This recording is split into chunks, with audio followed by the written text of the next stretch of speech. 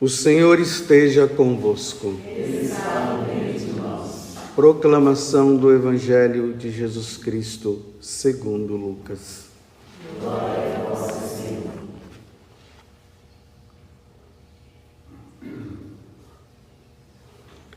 Naquele tempo, João convocou 2 de seus discípulos e mandou-os perguntar ao Senhor: És tu aquele que há de vir? Ou devemos esperar outro? Eles foram ter com Jesus e disseram: João Batista mandou a ti para perguntar: És tu aquele que há de vir? Ou devemos esperar outro? Nessa mesma hora, Jesus curou de doenças, enfermidades e espíritos malignos a muitas pessoas e fez muitos cegos recuperarem a vista. Então, Jesus lhes respondeu: Ide contar a João o que vistes e ouvistes. Os cegos recuperam a vista, os paralíticos andam, os leprosos são purificados, os surdos ouvem, os mortos ressuscitam, e a boa nova é anunciada aos pobres.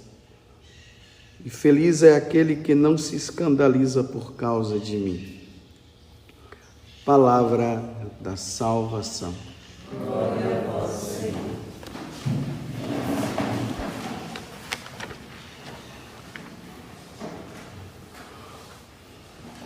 O que os céus lá do alto derrame o orvalho e chova das nuvens o justo esperado. É assim que a igreja ela se coloca, esperando que esse orvalho desça, que a chuva venha, como simbologia da vinda do Senhor, Ele que virá para resgatar os seus, aqueles que estão sendo fiéis nesse mundo, como na primeira leitura, Ele está dizendo que Ele é o Deus Todo-Poderoso. Foi Ele que formou todas as coisas, a luz, as trevas, criou o bem-estar e as condições de mal-estar. Sou o Senhor que faço todas as coisas. Acaso não sou eu o Senhor? E não há Deus além de mim. Ele é o nosso Deus. E aqui no final ele vai dizer que todos irão comparecer perante Ele. Envergonhado todos aqueles que resistem a Deus, que não querem saber de Deus. No dia em que for prestar contas, vai se envergonhar. Mas nós estamos lutando e pedindo a Deus a graça da fidelidade, nós que professamos a nossa fé, dizendo que nós cremos no nosso Deus, na pessoa de Jesus Cristo, que se revelou a nós. Ele está dizendo que seremos todos justificados e glorificada toda a descendência de Israel. Mas adiante dessa profissão de fé, diante disso que nós cremos, é que nós nos voltamos hoje mais uma vez para a figura de João Batista, diante dessa pergunta que ele faz através dos seus discípulos, né? Naquele tempo, João convocou 2 de seus discípulos e mandou-os perguntar ao Senhor: És tu aquele que há de vir? Ou devemos esperar outro? É interessante, né, que ali, quando João Batista estava batizando, de repente Jesus apareceu ali no Rio Jordão e ele apontou e disse para os discípulos dele: Eis o Cordeiro de Deus que tira o pecado do mundo. E ali conta que André e João, que se tornou depois o evangelista, foram atrás de Jesus. E Jesus olhou para eles e disse: Que procurais? E ali ele disse: Mestre, aonde tu moras? Aí Jesus disse: Vinde e vede. E ali narra que tanto João como André ficaram com Jesus a partir daquele momento. E agora João está fazendo essa pergunta, mas aí nós precisamos contextualizar. Qual é a situação de João Batista para ele fazer essa pergunta para Jesus? É que aqui no Evangelho de São Lucas não entrou o detalhe. O detalhe está no Evangelho de São Mateus, no capítulo 11. Lá diz que João estava no cárcere. Estava preso. Preso por quê que ele estava preso? Porque ele tinha dito para Herodes, né? E para Herodíades, que não convinham que os dois estivessem juntos, né? E Herodes prendeu, sabia quem era João Batista, sabia que era um homem muito correto. Ele ficava confuso com as coisas que João Batista falava, porque na verdade João Batista falava a verdade. Ele sabia que ele estava numa condição errada. No entanto, ele prendeu João. Então está João lá no cárcere agora, preso. João Batista não sabia que ele poderia ser morto daquela forma. Ele não sabia. Ele sabia que ele era o precursor. Ele sabia que ele ia trazer muita alegria para aqueles que pudessem mudar de vida. Ele sabia que ele foi aquele que veio preparar um povo firme e forte para aguardar o Senhor ali na sua primeira vinda. Tudo isso ele sabia. Agora que ele ia ser preso e morto, não.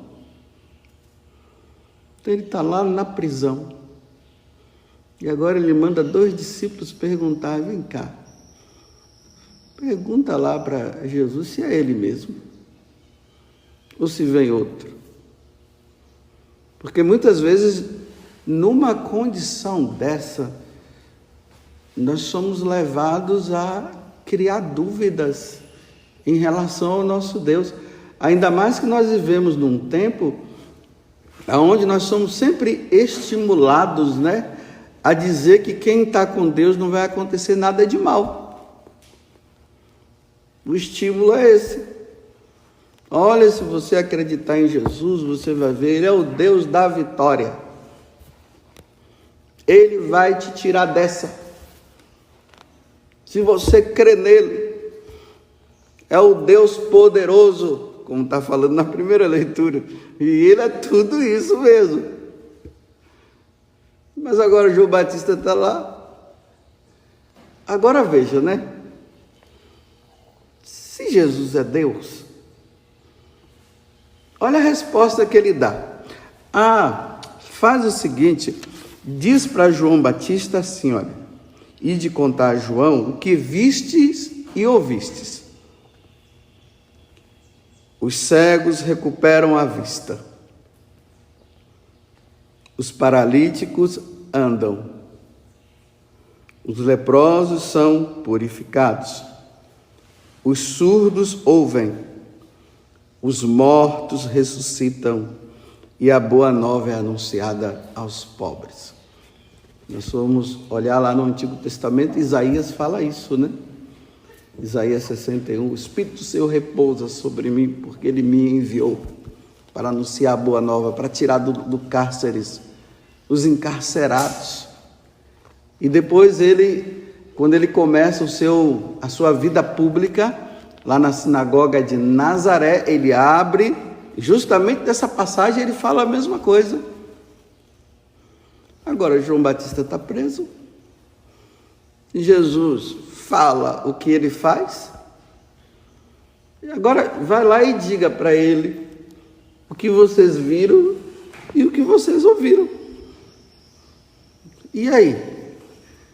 Mudou alguma coisa? Continuou preso.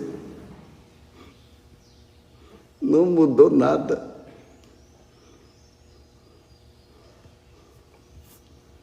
Herodíades está lá preparando já. A festinha está acontecendo. Natalício de Herodes. Ela já, a filha dela já está dançando lá na frente de Herodes. E aí, eu te dou tudo, porque ele ficou assim, né? Hipnotizado, né? Diante de tanta sensualidade daquela moça. E aí, num ato, sabe lá de quê? Ele grita, ele fala, eu te dou tudo, eu te dou meu reino. Aí ela vai e pergunta para a mãe, o que é que eu devo pedir para ele? A cabeça de João Batista. E aí Herodes fica todo sem graça, porque ele já tinha dito. E aí vão lá e traz a cabeça de João Batista numa bandeja. E, no entanto, o Todo-Poderoso, o Senhor, o Criador do céu e da terra, por isso que eu fui lendo aqui essas partes aqui de Isaías, capítulo 45, né? Eu sou o Senhor, é eu que faço isso, é eu que faço aquilo. Mas João Batista defendeu, falou dele, anunciou, preparou um povo, as pessoas estavam se convertendo, ele estava batizando e tudo. E agora João Batista está lá preso, faz a pergunta e ele simplesmente diz, diga para João que eu sou esse cara mesmo. Eu estou fazendo tudo. Aí começou a fazer umas curas ali e tal, para os discípulos verem. E depois diz, diga para ele que eu faço isso. E aí, não mudou nada. Jesus não deveria ter ido lá para tirar João Batista do cárcere? Não deveria, né? Um discípulo fiel, o último dos profetas. Não fez nada, não. Ficou quieto. João, tem que cumprir sua missão, tem que ir até o final. Você vai ter que derramar o sangue por mim. Eu não posso fazer nada. Entre aspas, né? Eu posso fazer, mas tu terás que professar a sua fé nos últimos momentos. Imagina que o Catecismo da Igreja fala isso. Jesus fala da perseguição aos apóstolos, aos discípulos, em consequência disso, a perseguição à igreja.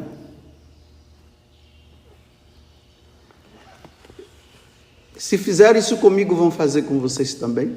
Vocês serão odiados por causa do meu nome. Então Jesus fala tudo isso e está dizendo para nós, enquanto a igreja aguarda Jesus voltar, a igreja sofre perseguição e Deus parece ficar de braços cruzados. E aquela fé que nós professamos nas solenidades, no domingo, creio em Deus Pai Todo-Poderoso, Criador do céu e da terra, e em Jesus Cristo, seu único Filho, nosso Senhor. Creio na Igreja Católica, creio no Espírito Santo, creio. Creio na ressurreição da carne, creio na vinda dele, creio que ele virá para julgar os vivos e os mortos. Então nós vamos, enquanto a igreja sofre perseguição, ao mesmo tempo ela espera Jesus voltar. E Deus parece não fazer nada, mas vai chegar um momento que ele virá para resolver o problema de todo mundo. Mas por enquanto, nós vamos ter que passar. Alguns vão ter que ir para o cárcere, para no cárcere professar a fé e saber até que lá no cárcere, lá no tribunal, sabendo que ele está passando por aquilo, e lá fora Deus está fazendo prodígios em alguns, né? Alguns estão sendo beneficiados. E aqueles que estão seguindo vão estar no cárcere, aguardando a sentença.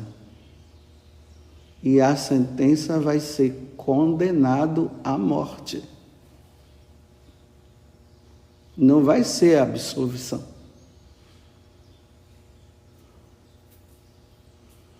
Por isso que nós precisamos nos fortalecer. Nos fortalecer nos ensinamentos, vendo que Deus pode tirar como Ele pode dar a vida, porque Ele é Deus. Meditando ali a paixão do Senhor e vendo Jesus diante de Pilatos, e Pilatos se achando. E aí Jesus diz assim: olha, você está pensando que eu estou aqui porque você me prendeu? Eu estou aqui livremente, viu? Estou livremente. Se o Pai quiser, Ele manda a corte celeste, porque Ele é o Senhor dos exércitos. Ele pode mandar aqui e me livrar de você. Ele só pode dar um soprinho assim, ó, e acabou, eu fico livre. Mas eu estou aqui por livre e espontânea vontade. E Deus livrou Jesus daquela situação? Não livrou. Ele tinha que passar. Estão vendo que a nossa fé, ela precisa ser aperfeiçoada cada vez mais. A fé do iniciante em Deus é aquela fé assim: ai, eu estava com dor de dente, eu pedi, Ele tirou. É do iniciante. Porque o iniciante precisa saber que Ele é Deus e que Ele pode fazer qualquer coisa. Ah, eu estava precisando disso e eu pedi, Deus me deu. Ai, como Ele é bom. Ele é maravilhoso. Mas a fé daqueles que já têm uma caminhada de anos, que já se aperfeiçoou, já entendeu o que é o sofrimento, o padecimento de Cristo pela sua igreja, aquele que entende, depois de muitos anos de seguimento, ele passa a entender que nós devemos nos configurar a Cristo. Configurar a Cristo é padecer como Ele padeceu, é sofrer como Ele sofreu, é ser desprezado como Ele foi desprezado. O iniciante não entende isso, o ateu também não vai entender isso. Mas o iniciante precisará passar para entender. E aí chega um momento de estarmos como João Batista dentro do cárcere e olhar para um lado e para o outro, não tem ninguém que ajude. E até o Deus que está lá fazendo prodígios não faz nada. E ao mesmo tempo olhar para ele, que na hora que ele estava crucificado, ele diz: por que me abandonaste? Com todas as interpretações que tem em relação a essa passagem, mas ele lá crucificado, de meio-dia até as 3 da tarde, o sangue escorrendo, sem respiração, aquela respiração ofegante, né? Ofegante, obrigado. Aquela respiração ofegante. E ali, olha para um lado, quem está lá? Nossa Senhora, rezando. João, o evangelista, rezando. Os homens escarnecendo. O Pai quietinho, o Todo-Poderoso. E a única coisa que ele diz: me abandonaste. Era preciso passar para nos salvar. E nós vamos observando, é só dar uma olhada, e nós vamos vendo que há realmente uma preparação para o suplício dos cristãos. Hoje a gente vê vê os jornalistas entrevistando determinadas pessoas assim de renome a nível mundial, que eles falam justamente essas coisas. Eles falam realmente dessas coisas. Aquilo que nós ouvíamos lá no passado, que parecia que estava tudo oculto, que dava a impressão que era conversa fiada de um e de outro, hoje nós já vemos eles dizendo isso mesmo. E que não servi-los, quem não estiver com eles, as pessoas sendo monitoradas, o celular hoje já monitora todo mundo, já sabe onde é que... Eles sabem que eu estou aqui, o celular está ali, né? Sabe tudo. Não tem o tal do GPS, que já sabe? Vocês já viram? Façam um teste assim, olha, começa a conversar com uma pessoa com um tema qualquer. Como não sei o que e tal. Você vai ver depois, quando você olha lá, está lá um negócio, você diz, nossa, que interessante. Esses dias eu estava tirando uma dúvida, uma pessoa, né, estava falando para mim sobre esse negócio do leite de magnésio, né? Aí, dizendo que é bom também para tirar o CCzinho aqui de baixo, assim. É ótimo. Diz que é melhor do que o desodorante. A única coisa que não faz é que não tem aquele cheiro maravilhoso que o desodorante tem, né? Eu estava conversando isso, eu disse, nossa, que bom. Ainda mais que eu não gosto muito desse negócio de muito cheiro assim, então acho que eu vou começar a usar. Eu estava conversando, passar nos dias, estava lá, né? Compre o leite de magnésia, não sei o que, serve para isso e serve para aquilo. Gente, mas que história é essa?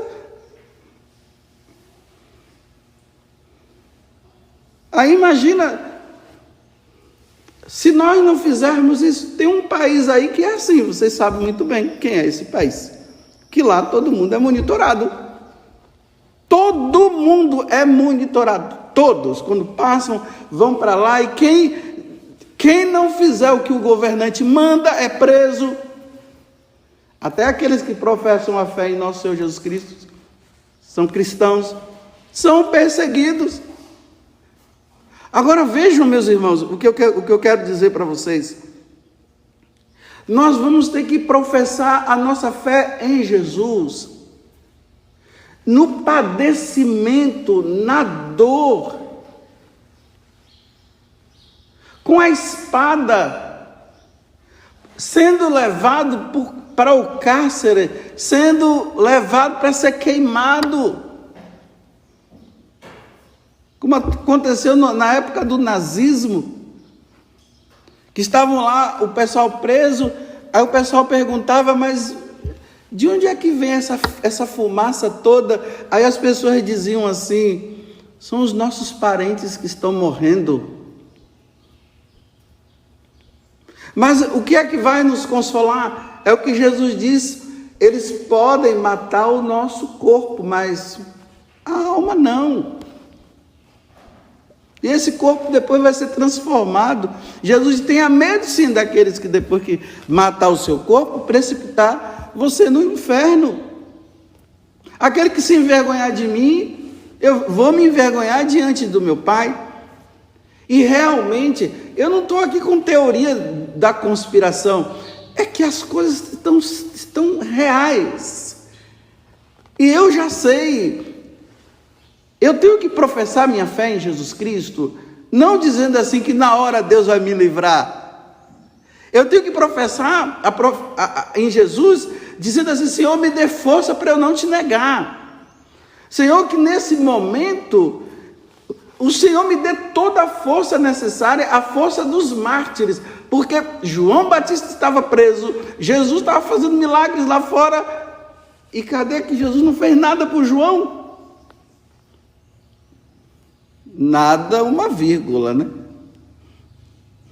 Humanamente parece que não fez nada, mas onde é que João Batista está? Agora, e eu te pergunto, Herodíades está onde? E Herodes? Por isso que na primeira leitura está dizendo aqui, deixa eu encontrar, comparecerão perante ele envergonhados todos os que lhe resistem, e vão comparecer. Como os que creem irão comparecer, aqueles também que não creem irão comparecer diante de Deus. E como diz na carta aos Coríntios, São Paulo dizendo que todos nós teremos que prestar contas a Deus de tudo aquilo que nós fizemos neste mundo, quer seja as coisas boas como as coisas ruins. Eu tenho pena de quem não crê em Deus, eu tenho pena desses homens que se acham os donos do mundo, eu tenho pena desses homens que acham que eles são os deuses desse mundo. Eu só vi um câncerzinho, já era, acabou. Mas eu tenho pena do que irá acontecer se não mudarem de vida. Ninguém deve ter pena dos cristãos. Os cristãos não podem ser motivo de pena dos outros, porque nós sabemos muito bem em quem nós cremos. Nós cremos em Deus Pai Todo-Poderoso, nós cremos em Jesus Cristo, o nosso Salvador. Nós cremos no Espírito Santo que nos santifica, nos ilumina e nos faz entender o que é o pecado, o que é a graça. Ele nos leva ao conhecimento de que nós devemos professar nossa fé em Deus. Nós cremos naquele que virá na sua glória um dia para levar a igreja que padece por causa dele.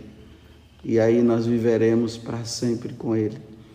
Professemos a nossa fé assim. Não vamos ficar naquela ilusão de que o cristão vai viver em berços esplêndidos. Não vai.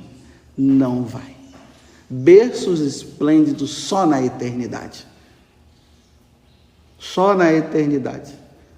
Então, o que está no começo, ele está lá alegre. Jesus me curou, Jesus fez isso. Nós que já temos uma caminhada, nós estamos olhando e dizendo assim: Senhor, na hora, me dê força. Me dê força. E ali eu creio. E viva Cristo Rei. E Nossa Senhora de Guadalupe, né? Aquele menino lá, o José, o São José agora, Sanches, né? E viva Cristo Rei. E o cara dizendo ali: nega Cristo agora, você vai ter vida, não em plenitude, mas você vai viver ainda algum tempo. Para com isso. Aí o tio dele, que já tinha decaído também: vai, meu sobrinho. Ele disse: viva Cristo Rei. Professou a fé, tá vendo? E ainda pede a intercessão em Nossa Senhora de Guadalupe. Recebe o tiro na testa e passa dessa vida para outra. Louvado seja nosso Senhor Jesus Cristo e a nossa Mãe Maria Santíssima.